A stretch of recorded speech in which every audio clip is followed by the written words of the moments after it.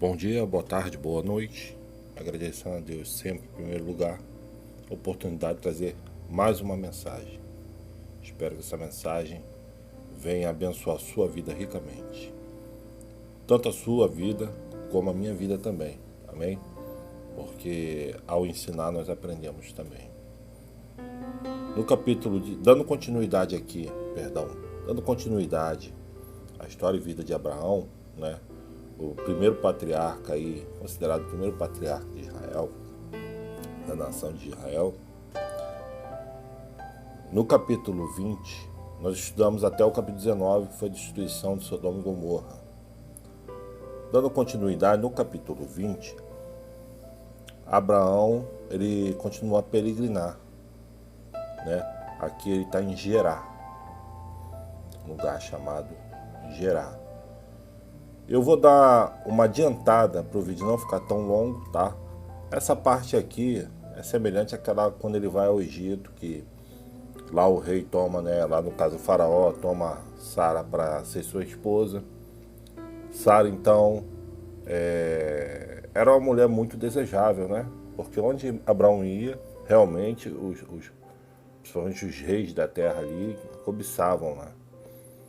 Mas só que Deus não permite, tá? Eu vou dar uma pulada nesse capítulo, tá bom? Mas se você for estudar aqui, esse rei chama Abimeleque, mas Abimeleque é advertido por Deus em sonhos e ele faz uma aliança então com Abraão. No capítulo 21, eu vou estar lendo aqui e nós vamos aqui estar interpretando. Diz assim: o Senhor visitou a Sara como tinha dito, e fez o Senhor a Sara como tinha prometido, e concebeu Sara e deu a Abraão um filho na sua velhice, ao termo determinado que Deus lhe tinha falado. E Abraão pôs no filho que nascera que Sara lhe dera o nome de Isaque. Abraão tinha já 100 anos e Sara 90 anos, tá, pessoal? Essa época aqui desse milagre, né? As promessas de Deus para nós pode ser que demore no nosso ponto de vista, mas Deus tem o seu tempo certo, porque Deus é o nosso Criador, então Ele sabe de todas as coisas, amém? Pode parecer que demora, mas não falha, as promessas de Deus não caem em terra. Abraão faz a circuncisão então em Isaque, na idade de 8 dias. Ele foi desmamado, né? Abraão faz um banquete. Agar, né? Agar, quem era Agar? Uma concubina, foi a primeira concubina que Sara permite que tenha um filho. Ela se precipita, ela não crê, não espera na promessa de Deus e comete esse erro. Então Agar, ela vai e gera um filho.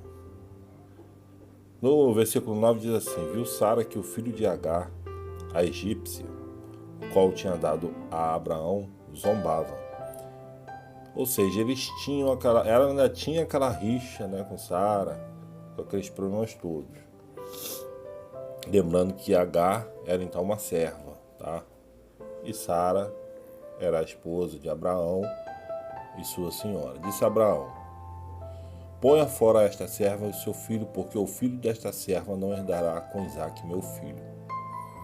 E pareceu esta palavra muito mal aos olhos de Abraão, por causa do seu filho. Porém Deus disse a Abraão: não te pareça mal aos teus olhos acerca do moço e acerca da tua serva. Em tudo que Sara te diz, ouve a sua voz, porque em Isaque será chamada sua descendência. Porque essa foi a promessa. Aqui não há questão de um ser melhor do que o outro. Esse era o plano de Deus desde o início. Mas nós humanos, nós criaturas, nós nos precipitamos, nós não esperamos as promessas de Deus. E isso nos traz problemas. Mas Deus está dando um caminho aqui. Deus está confirmando. Isaque será a sua descendência, que seria uma nação separada para então levar a sua palavra, a sua vontade aqui na terra. até a chegada do Messias, que abençoasse toda a humanidade, como foi feito, amém? Então, dando continuidade, no versículo 14, então se levantou Abraão pela manhã de madrugada e tomou o pão num odre de água e deu a Agar, pondo sobre o seu ombro. Também lhe deu o menino e despediu-a, e ela partiu andando errante no deserto de Berseba. Quem entra no deserto com um odre de água e um pão, a princípio é morte na certa. Mas Deus promete a Abraão que eu vou tomar conta do seu filho por amor de ti, amém? E ele também será uma grande nação. Depois de consumida a água, e consumida a água do odre, lançou o menino debaixo de uma das árvores e foi assentar-se em frente, afastando-se a distância de um tiro de arco, porque dizia que eu não veja morrer o menino. E assentou-se em frente e levantou a sua voz e chorou. Agar chorou, clamou a Deus, E ouviu Deus a voz do menino, e bradou o anjo de Deus a Agar desde os céus, e disse: que tens, Agar? Não temas, porque Deus ouviu a voz do menino desde o lugar onde está. Ergue-te, levanta o menino e pega-lhe pela mão, porque dele farei uma grande nação. E abriu-lhe Deus os olhos, e viu um poço de água, e foi encher o odre de água, e deu de beber ao menino. E era Deus com o menino, que cresceu e habitou no deserto, e foi frecheiro. Ele habitou no deserto de Parã, sua mãe tomou-lhe mulher na terra do Egito. Enfim, pessoal, qual é a lição que podemos tirar daqui? Deus não... Mais uma vez, eu vou bater nessa tecla. As promessas de Deus, elas são fiéis. É fiel. As promessas são fiéis, Mais uma vez, Deus cumpre sua palavra. Ele abençoa, então, Ismael torna-se aí também pai aí de uma nação forte, poderosa, deixa descendentes, deixa reinos, E começa então, pulando por 22, tá, pessoal? Eu vou pular essa parte aqui. Ele faz ali um pacto, com Abimeleque, uma aliança, um trechinho pequeno. A parte mais importante é a prova que Deus faz com Abraão. Esta é a mensagem principal aqui do livro. Do livro não, desse vídeo, amém? No versículo 22, no capítulo 22, a partir do versículo 1, diz assim: e aconteceu depois dessas coisas que provou Deus a Abraão e disse a Abraão. E ele disse, Deus chama Abraão, E ele disse: eis-me aqui. E disse: toma agora o teu filho, o teu único filho, Isaque, a quem amas, e vai-te à terra de Moriá e oferece-o ali em holocausto, sobre uma das montanhas que eu te direi. Então se levantou Abraão pela manhã de madrugada, abardoou o seu jumento, tomou consigo 2 de seus moços, e Isaque seu filho, e cortou lenha para o holocausto. Levantou-se e foi ao lugar que Deus lhe dissera. Holocausto, para quem não sabe, é sacrifício, tá? Então Deus, ele aparece a Abraão e diz assim: eu quero seu filho em sacrifício. Abraão, a Bíblia aqui diz que não responde nada, fica em silêncio. Com certeza, esse pai, que foi pai, que o filho da promessa vem com 100 anos de idade, embora Abraão já tivesse tido um filho com Agar. Mas o filho da promessa nasce com 100 anos, com a idade de 100 anos, Abraão. E de repente esse mesmo Deus vem e pede de volta. Abraão não fala nada. Abraão começa a cumprir o que Deus determinou. E Abraão se foi. E ao terceiro dia levantou Abraão os seus olhos e viu o lugar de longe. E disse a Abraão aos seus moços: ficai-vos aqui com o jumento, e eu e o moço iremos até ali. E havendo adorado, tornaremos a vós. Tomou Abraão a lenha do holocausto e pô-la sobre Isaque seu filho, E ele tomou o fogo e o cutelo na sua mão, e foram ambos juntos. Então falou Isaque a Abraão seu pai, e disse: Meu pai. E ele disse: Eis-me aqui, meu filho. E ele disse: Eis aqui o fogo e a lenha, mas onde está o cordeiro para o holocausto? Porque para Isaque, observador, vai se perceber que tem alguma coisa errada, né? Tá faltando alguma coisa. Tá faltando ali o animal que geralmente era usado em sacrifício para adoração. E Abraão responde assim: Deus proverá para si o cordeiro para o holocausto, meu filho. Assim caminharam ambos juntos. Abraão, na sua fé, possivelmente até um pouco desesperado por dentro, mas sem demonstrar, crendo em Deus, ele diz assim: Deus proverá. É o que eu posso dizer para você nesse momento: Deus proverá. Eu não sei o que você está passando na sua vida, se a sua vida está maravilhosa, se a sua vida está mais ou menos, ou se você tem algum problema que você acha que não tem solução. Creia que Deus proverá. Deus provém. Deus foi fiel com Abraão. Deus é fiel comigo, com milhões, com bilhões de pessoas ao mundo, e pode ser com você também. Conheça esse Deus.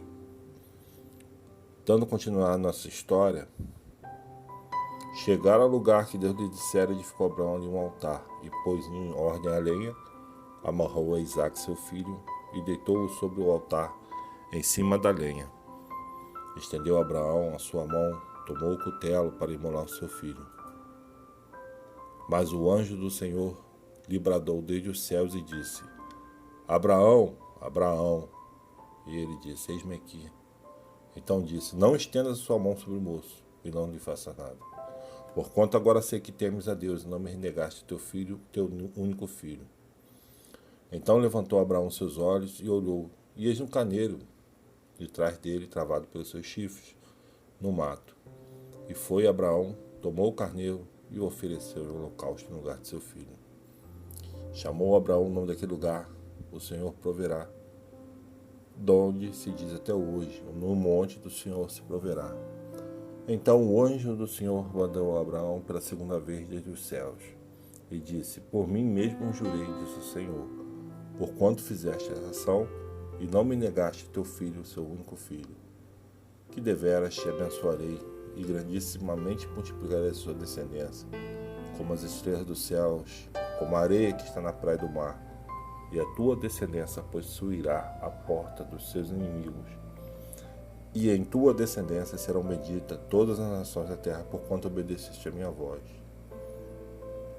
Esse versículo é muito profundo e muito importante, eu vou repetir. E em tua descendência serão benditas todas as nações da terra, porquanto obedeceste a minha voz. Olha como é importante obedecermos a Deus. Você deve estar perguntando: mas como isso aconteceu, né? Como todas as famílias foram abençoadas? Ou podem ser abençoadas, né? Porque da descendência de Abraão nasce quem? Jesus Cristo, o Emanuel, o Deus conosco, o Filho do Pai, né? O único Filho. Amém? E aquele que o recebe é abençoado. Aquele que o recebe, sua família é abençoada. Aquele que o recebe, seus amigos são abençoados. Por quê? Porque muitas pessoas se convertem quando você se converte. Porque você começa também a viver o reino dos céus. Você começa a pregar do reino dos céus. Eu creio que muitos vídeos meus têm pouca visualização. Tem 50, 100. Mas não importa. Se um versículo ele chegar onde tem que chegar por ordem de Deus, um versículo bíblico, não é eu que estou falando, isso é a palavra de Deus. Ela não volta vazia. E eu tenho essa fé, por isso eu gravo vídeo falando sobre o reino dos céus, sobre o evangelho. Amém? Dando continuidade aqui, Abraão tomou seus moços, levantou-se e foram juntos para Berseba. E Abraão habitou em Berseba. Depois disso, Abraão, ele tem notícias da sua família aqui, né? Ele teve vários sobrinhos, né? Dos seus irmãos, enfim. Encerrando aqui a história de Abraão, tá? No capítulo 23, nós vamos ver que Abraão, ele manda o seu servo ir até Canaã para arrumar uma esposa para seu filho Isaque. Aí nós já vamos entrar na história do seu filho Isaque, amém? O segundo patriarca, digamos assim, de Israel. E aí já é uma outra história, já outras lições, amém? Lições dessas que são para a vida e não para a morte. Os mandamentos de Deus são sempre para a vida e nunca para a morte. Como foi importante Abraão obedecer a Deus, né? Porque, veja bem, o texto, alguém que se acha muito sábio, vai falar assim, mas se Deus sabia que Abraão era fiel, por que ele provou a Abraão? Ora, é lógico que Deus é onisciente. Isso nós sabemos. Isso aqui é o autor, ele conta desse jeito, ele humaniza Deus, as atitudes de Deus, né? Muitas vezes é humanizada, para que nós possamos entender, senão nós não entenderíamos. Agora, os desígnios de Deus, muitos nós não podemos entender, mas nós temos que o quê? Crer. Abraão entendeu quando Deus chega e fala para ele assim, vai lá e sacrifica o seu filho? Com certeza Abraão não entendeu. Mas Abraão sabia que Deus era fiel. Abraão sabia que Deus era amor. Abraão, no seu íntimo, ele sabia que Deus não queria seu filho em sacrifício. Porque, se você ler a Bíblia toda, Abraão não teve esse privilégio de ter Bíblia na mão. Ele teve o privilégio de falar diretamente com Deus. Mas Deus sempre vem falando, misericórdia quero e não sacrifício, não quero holocaustos. Eu prefiro o quê? A misericórdia. Deus não quer seu sacrifício. Deus não quer o seu ouro, sua prata, sua casa, seu carro. Deus quer que você tenha misericórdia do seu irmão. Amém? Esta é uma das lições mais importantes de toda a Bíblia, de toda a palavra de Deus, né? E a obediência, o temor ao Senhor é o princípio da sabedoria. Quando você começa a ser sábio, é quando você começa a temer a Deus. Porque quando você não teme a Deus, você é guiado por quem? Pela sua própria consciência, e você vai só errando. Você vai bater sua cabeça em... Algumas coisas você vai fazer certa. Mas sem Deus é muito mais difícil. Sem Deus é impossível. E sem Jesus é impossível também nós vermos a Deus. Sem fé é impossível agradar a Deus. E a fé vem do ouvir a palavra de Deus. Espero que vocês tenham gostado.